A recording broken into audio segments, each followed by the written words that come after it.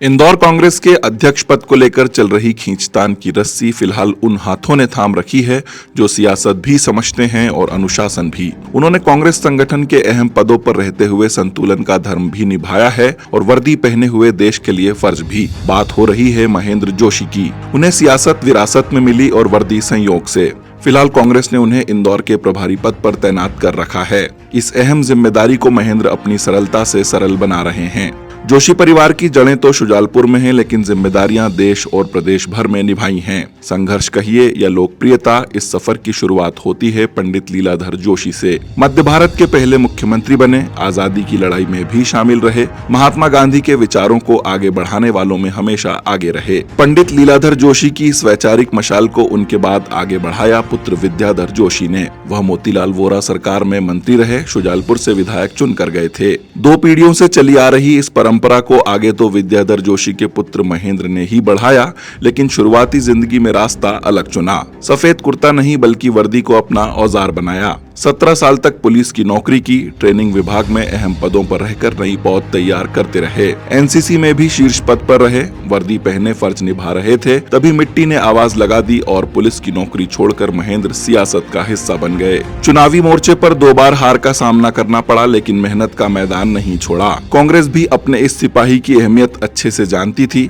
इसलिए संगठन के अहम पदों पर हमेशा बनाए रखा। गांधी परिवार हो या प्रदेश अध्यक्ष कमलनाथ, महेंद्र के मुंह से बाहर नहीं हैं। यही वजह है कि हर उस कठिन मोर्चे पर तैनात कर दिए जाते हैं जहां दूसरे खड़े तक नहीं होते। ऐसा ही एक आग का दरिया है इंदौर कांग्रेस।